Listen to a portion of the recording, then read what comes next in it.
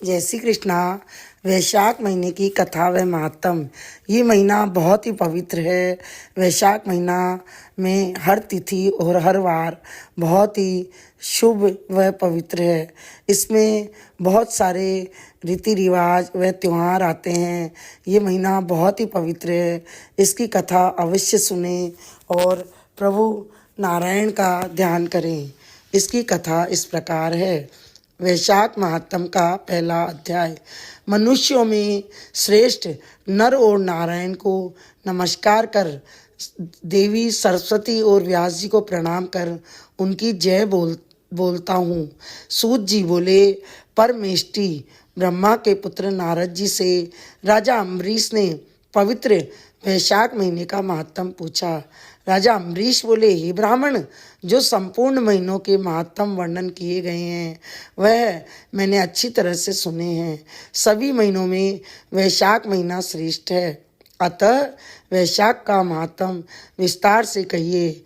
ये महीना विष्णु भगवान को प्यारा क्यों है और इसमें कौन कौन से धर्म कार्य उन्हें क्यों प्रिय है, क्या दान करना चाहिए, उसका क्या फल होता है, ये सब कार्य किस देवता को प्रसन्न करने के लिए करने चाहिए, इस महीने में करने योग्य काम क्या क्या है, इसमें क्या दान किया जाता है, उसका फल और उसका उद्देश्य क्या है, इस महीने में किन किन वस्तुओं से भगवान की पूजा करनी चाहिए, यह सब आप मुझे विस्तार से बतलाइए। नारद जी बोले, हे राजन, सभी महीनों का महात्म पहले विष्णु जी ने लक्ष्मी जी से कहा था, जो मुझसे ब्रह्मा जी ने कहा है। सब महीनों में कार्तिक, माघ और वैशाख महीना श्रेष्ठ है। इन तीनों में भी वैशाख महीना सबसे श्रेष्ठ माना गया है। ये महीना माता के समान सब जीवों को अभिष्ट फल देने वाला है। इस महीने में दान, यज्ञ, व्रत और स्नान करने से सब पापों का नाश होता है।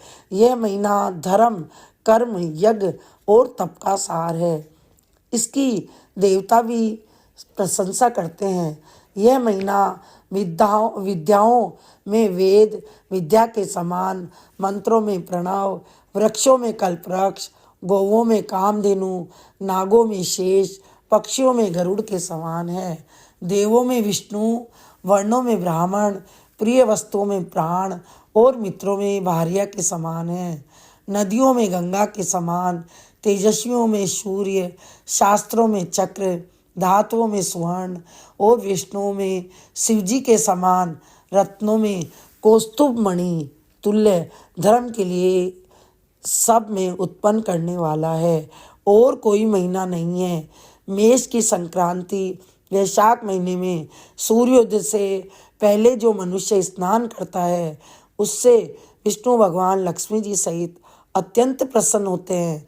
जैसे अन्न से सब प्राणी प्रसन्न होते हैं, वैसे ही वैशाख स्नान से निसंदेह विष्णु भगवान प्रसन्न होते हैं।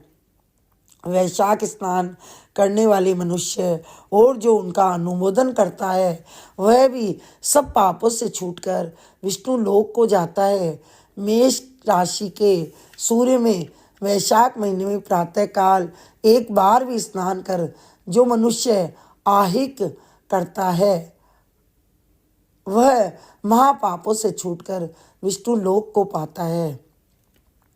वैशाख महीने में स्नान करने से जो मनुष्य एक पग भी चलता है उसे 10,000 अश्वमेध यज्ञ करने का फल मिलता है, इसमें संदेह नहीं है।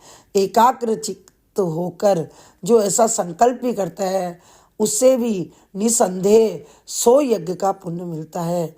वैशाख स्नान के लिए मनुष्य बराबर में जो मनुष्य चलता है वह संसार के बंधनों से छूटकर वैकुंठ धाम को जाता है। ब्रह्मांड भर में तीनों लोकों में जितने तीर्थ हैं वे सब नगर बाहर के थोड़े से जल में भी रहते हैं। अर्थात वैशाख महीने में स्नान के लिए किसी तीर्थ में न जा सके तो नगर के बाहर किसी जलाशय में स्नान करना चाहिए। यम की आज्ञा से शास्त्रों में लिखे पाप उसी समय तक गरजते हैं जब तक मनुष्य वैशाख स्नान नहीं करता है। हे राजन, विष्णु भगवान की आज्ञा से वैशाख महीने में तीर्थ आदि के अधिष्ठान देवता सूर्योदय से 6 घड़ी तक जल के बाहर मनुष्यों के हित के लिए ठहरते हैं। हे राजन, उस समय तक जो लोग स्नान के लिए नहीं आते वह उन्हें दारुण शाप दे अपने स्थान को चले जाते हैं। इसलिए वैशाख स्नान अवश्य करना चाहिए। बोले विष्णु भगवान की जय, वैशाख महात्म की जय।